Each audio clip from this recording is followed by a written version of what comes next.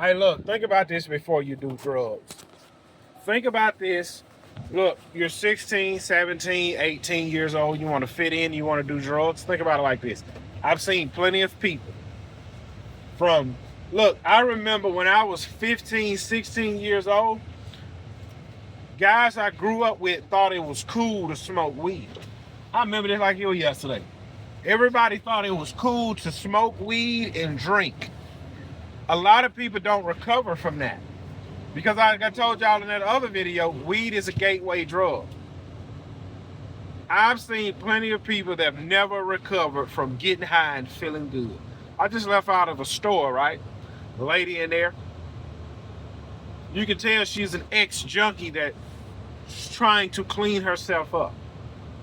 Look, this is what you have to understand. You are passing through this life. That's the only thing you are doing. See, this is your birth. You're dropped here.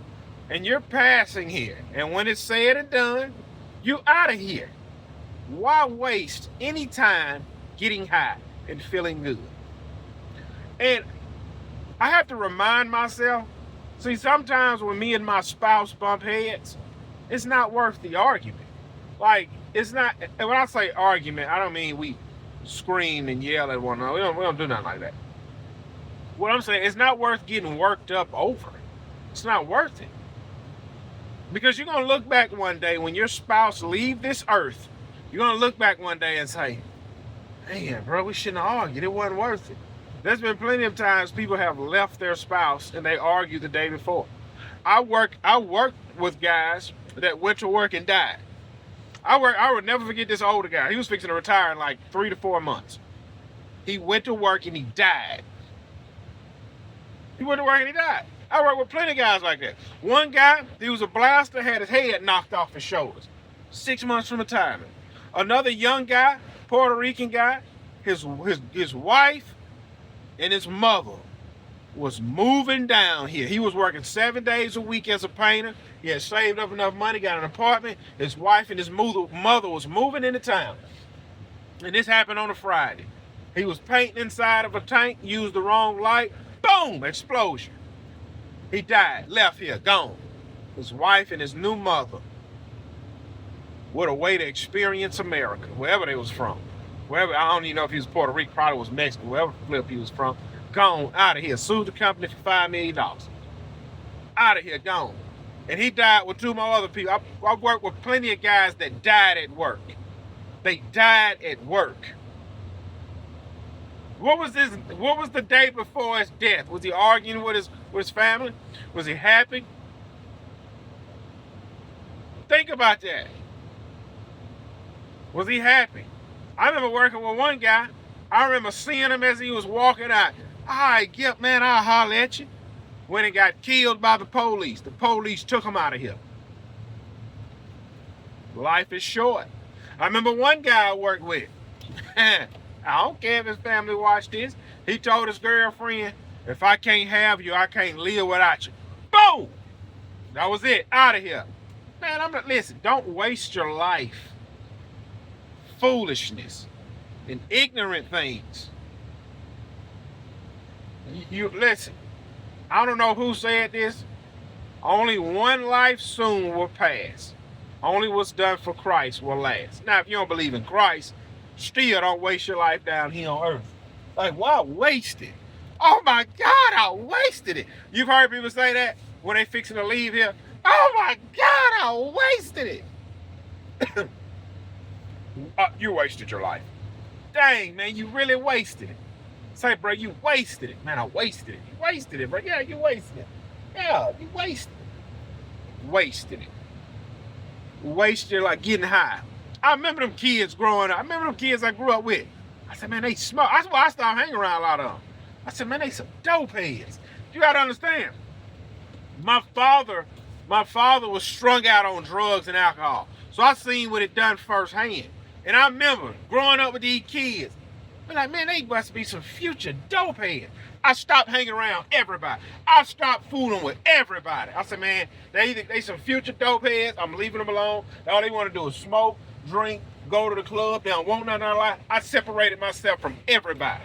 And I've been a loner ever since. Everything comes full circle. What a man sows, that is what he shall reap. I've seen plenty of guys who call themselves players, sleep with a bunch of women, and now they have children spread out throughout America. They have turned into sorry baby fathers. Some of them have turned into sorry husbands. Some of them have been married multiple times.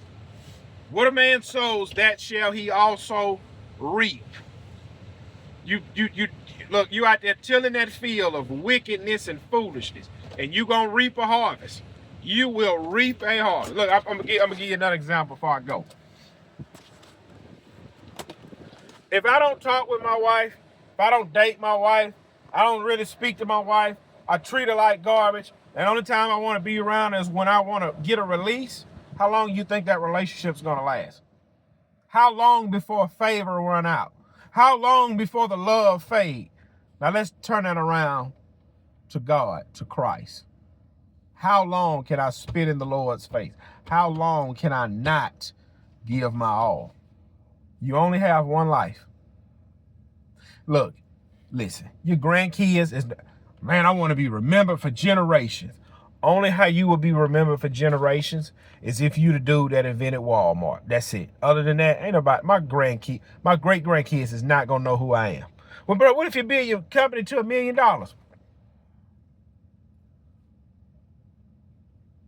Tough men create soft times. Soft times create weak men. Weak men create hard times. For instance, when my father got on drugs, we struggled financially. And that was seared into my brain.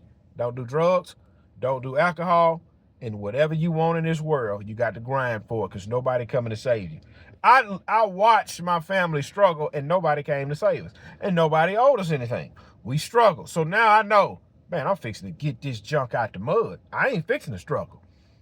So me knowing, bro, if you give your children everything, you're going to make them soft and weak. So I hold back. I hold back a lot of stuff because I'm not raising my daughters to rely on your sorry son. Because some of you guys watching this, you know, your wives baby your sons. You even baby your sons.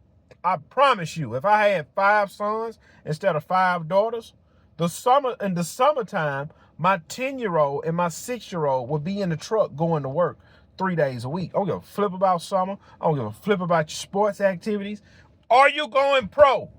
Well, then flip that jump. Let's get down to the get down. Let's get down to the get down. Let's let the rubber meet the road. And a lot of you guys and gals are raising sorry children. So forgive me if I can't allow my daughter to depend on your sorry son. That's the bottom line. That's the bottom line. Your husband ain't got no grind in him, and your wife is lazy. So how you think your children are turning out? Sorry and lazy. I told y'all about, like, what the fuck?